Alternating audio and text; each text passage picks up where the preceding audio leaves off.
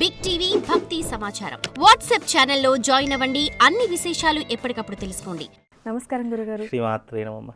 గురుగారు, చంద్రగ్రహణం అనేది 12 రాసుల వారికి ఏ విధంగా వర్తిస్తుంది అంటారు? అంటే మామూలుగా అన్ని రాసుల వారికి బాగానే ఉంటుందంటారా? ఏ రాసుల వారికి కొంచెం ఎఫెక్ట్ పడే అవకాశం ఉంటుంది? అయితే దీంట్లో ఈ గ్రహణం వల్ల ఇబ్బంది పడేటటువంటి రాసుల్లో ముఖ్యంగా ఇది కుంభరాశిలో సంభవిస్తుంది. శతభిష నక్షత్రయుక్తంగా కుంభరాశిలో సంభవిస్తుంది కాబట్టి కుంభరాశి వారు ఈ గ్రహణాన్ని చూడకూడదు. అలాగే కుంభరాశి వారు, మేషరాశి వారు, వృషభ రాశి వారు, మిథున రాశి వారు, ఈ 4 రాసుల వారు ఈ గ్రహణాన్ని చూడకూడదు అని శాస్త్రము. అలాగే ఇది శతభిష నక్షత్రంలో ఏర్పడుతుంది కాబట్టి పూర్వభద్ర నక్షత్రంలో ఎండింగ్ అవుతుంది కాబట్టి శతభిష నక్షత్రము, పూర్వభద్ర నక్షత్రము, ఈ 2 నక్షత్రాల వాళ్ళు, ఈ 4 రాసుల వారు ఈ గ్రహణాన్ని చూడకూడదు అని శాస్త్రము. కాబట్టి ఈ 4 రాసుల వారు, ఈ 2 నక్షత్రాల వారు ఎవరైతే జాతకులు ఉన్నారో వాళ్ళు తప్పకుండా ఈ యొక్క గ్రహణ సమయంలో అరిష్ట నివారణ తంత్రయాగం చేయించుకోవాలి. ఎందుకు అని అంటే ఫర్దర్గా ఈ గ్రహణం యొక్క ఎఫెక్ట్ అరిష్ట నివారణ తంత్రం చేసుకోవడం వల్ల ఏదైనా అరిష్టాలున్నా, అంటే మీన్స్ ఈ గ్రహణం ఎవరెవరు చేయించుకోవాలి అని అంటే గనక మానసికంగా ఎవరికైనా రుగ్మతలు ఉన్నాయి, శారీరకంగా ఎవరికైనా ఇబ్బందులు ఉన్నాయి, అదే రకంగా ఆర్థిక పరంగా కావచ్చు, ఆరోగ్యపరంగా కావచ్చు, ఈ రకమైనటువంటి ఇబ్బందులు ఉన్నటువంటి వారు, ఇలాంటి ఎవరైనా సరే ఈ గ్రహణ సమయంలో అరిష్ట నివారణ తంత్రయాగం చేయించుకోవాలి. శాస్త్రం ఏం చెప్పింది అని అంటే గనక తీరనటువంటి కోరికలు ఉన్నాయి, తీరనటువంటి ఇబ్బందులు ఉన్నాయి, అది ఏ సమయంలో మనం చేస్తే విశేషమైనటువంటి పుణ్య ఫలితం కలుగుతుంది అనేటటువంటి అంచనా వేసుకుంటే జీవితంలో వివాహం చేసుకోవడానికి ఆటంకాలు మొదలవుతున్నాయి, పుట్టుకతోనే ఆటిజం ప్రాబ్లమ్స్ ఉన్నాయి, లేదా పుట్టుకతోనే మానసిక సమస్యలు, మానసిక రుగ్మతలు చాలా విపరీతంగా ఉన్నాయి అని అనుకునేటటువంటి వాళ్ళు, మనస్సు ప్రశాంతంగా లేనటువంటి వాళ్ళు. ఎందుకంటే ఇది చంద్రగ్రహణం, చంద్రమా మనసో జాతః అంటే చంద్రుడు మనస్సుకి కారకుడవుతాడు కనుక మనస్సు ప్రశాంతంగా లేనటువంటి వారికి, అలాగే కుటుంబంలో కలతలు అంటే భార్యాభర్తల మధ్య, వైఫ్ అండ్ హస్బెండ్ మధ్య రిలేషన్స్ ప్రాబ్లమ్స్ ఉన్నాయి, అవి మనస్సుతో ముడిపడి ఉంటాయి కాబట్టి అలా మానసిక ప్రశాంతత లేనటువంటి వాళ్ళు, జీవితంలో ఇంకా ఏదైనా ఇబ్బందులు ఆర్థిక పరంగా, ఆరోగ్యపరంగా, ఇంకా మానసిక పరంగా దుష్ట శక్తుల వల్ల ఈ బ్లాక్ మ్యాజిక్ అవి ఇవి అంటూ ఉంటారు కదా, అలాంటి ఏదైనా ప్రాబ్లమ్స్ ఉన్నా ఈ గ్రహణ సమయంలో చేసుకునేటటువంటి యజ్ఞ ఫలం వల్ల ఇలాంటి ఇబ్బందులన్నీ దూరం అయిపోతాయి. అంత విశేషమైనటువంటిది ఈ చంద్రగ్రహణం. ఈ చంద్రగ్రహణ ప్రభావం వల్ల రాబోయే రోజుల్లో కూడా కొన్ని విపత్తులు ఉన్నాయి.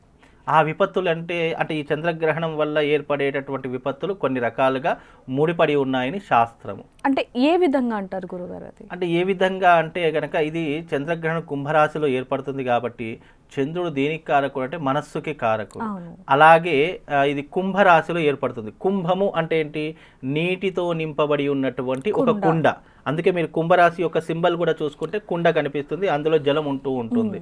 అంటే ఈ సంవత్సరము తప్పకుండా ప్రజలందరూ కూడా జల సమస్యలతో ఎక్కువగా ఇబ్బందులు పడుతూ ఉంటారు. జల సమస్యలు అంటే అర్థం ఏంటి? అధిక వర్షపాతం వల్ల ఇబ్బందులు పడడము, అలాగే ఈ సముద్ర తీర ప్రవాహ ప్రాంతంలో ఉన్నటువంటి వారికి అనేక రకములైనటువంటి సునామీ లాంటివి రావడము, భూకంపాలు లాంటివి రావడం, జల ప్రమాదాలు ఏర్పడము, ఇలాంటివి ఎక్కువగా జరుగుతూ ఉంటాయి.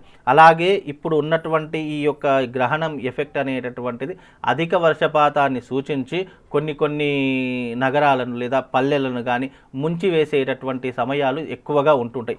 అంతెందుకంటే ఈ మధ్య కాలంలో ఇప్పుడు కూడా చూస్తున్నాం టీవీని, ఆ బిక్కునూరు, కామారెడ్డి ఇలాంటి పరిసర ప్రాంతాల్లో నీటి మట్టం మొత్తం ఒక గ్రామం అంతా కూడా మునిగిపోవడం చూస్తున్నాం. ఇలాంటి ఫర్దర్గా ఇంకా ఎక్కువ అయ్యేటటువంటి సూచనలు మనకు ఏర్పడతాయి. మన తెలంగాణ కానీ ఏపీ కానీ తీవ్రమైనటువంటి జల దిగ్బంధంలో ఏర్పడేటటువంటి అవకాశాలు ఎక్కువగా ఉన్నాయి. ఈ వర్షపాతం వల్ల ఎన్నో రకాల గ్రామాలు లేదా ఈ పల్లెటూరు గ్రామాలు, ఈ సిటీలో ఉన్నటువంటివి, ఇవి కొన్ని జల దిగ్బంధం అయ్యేటటువంటి అవకాశాలు ఎక్కువగా ఏర్పడుతూ ఇప్పటికీ అవి మనం చూస్తూ ఉన్నాము. ఈ గ్రహణ సమయం అయ్యేసరికి ఇంకా అవి ఉద్రిక్తం అయ్యేటటువంటి అవకాశాలు ఎక్కువగా ఉంటాయి. కాబట్టి చాలామంది అప్రమత్తంగా ఉండాలి. ముఖ్యంగా ఈ నదీ తీర ప్రవాహ ప్రాంతం కానీ, ఈ ప్రాజెక్టులు ఉంటాయి, ఎక్కడైతే ప్రాజెక్టులు ఉంటాయో అక్కడ ఉన్నటువంటి వారు కానీ, లేదా సముద్ర తీర ప్రవాహ ప్రాంతంలో ఉన్నటువంటి వారు కానీ చాలా అప్రమత్తంగా ఉండాలి. వీలైనంత వరకు కొన్ని రోజులు, ఈ వర్షకాలం దాటేంత వరకు కొన్ని రోజులు వేరే ఊర్లకు కానీ, లేదంటే మీ సొంత ఊర్లకు కానీ వెళితే కనుక కొంతవరకు ఇబ్బందులు తప్పించుకునేటటువంటి అవకాశాలు ఏర్పడతాయమ్మా. గురుగారు, ఇందాక మీరు చెప్పడం జరిగింది 12 రాశుల వారికి చంద్రగ్రహణం అనేది ఏ విధంగా ఎఫెక్ట్ ఉంటుందని చెప్పారు. అంటే అనుకూలంగా ఉన్న రాశుల వారికి కూడా ఇంకా అనుకూలంగా మారాలి అంటే వాళ్ళు ఎటువంటి పరిహారాలు చేయాలి అంటారు? తప్పకుండా నేను చెప్పే 5 రాశులకు మహర్జాతకం పట్టబోతుందమ్మా. ఈ గ్రహణం వల్ల నెగిటివ్ ఇంపాక్ట్ ఎలాగైతే ఉంటుందో అదృష్టవంతులు కూడా అలాగే ఉంటారు. కొంతమందికి దురదృష్టం అంటే అదే దురదృష్టం కొంతమందికి అదృష్టంగా మారుతుంది. ఇప్పుడు ఒక రోగం వస్తే రోగికి నష్టము, డాక్టర్కి లాభము.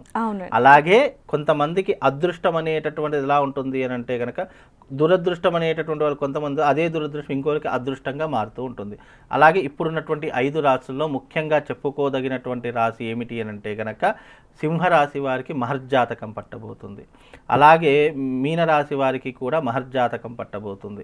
ఏల్నాటి శని ఉన్నప్పటికీ కూడా కొంతవరకు వీళ్ళకి ఏల్నాటి శని ప్రభావం తగ్గి కొంతవరకు అదృష్ట యోగం అనేటటువంటిది పట్టబోతుంది. తులారాశి వారికి చాలా అద్భుతమైనటువంటి యోగము, ధనుస్సు రాశి వారికి అద్భుతమైనటువంటి యోగము, మకర రాశి వారికి అద్భుతమైనటువంటి యోగము, అలాగే కన్యా రాశి వారికి, ఈ 5 రాశుల వారికి మహర్జాతకం అంటే డబ్బు పరంగా కావచ్చు, ఆర్థిక పరంగా, బిజినెస్ పరంగా మంచి లాభాలను గడిస్తూ ఉంటారు.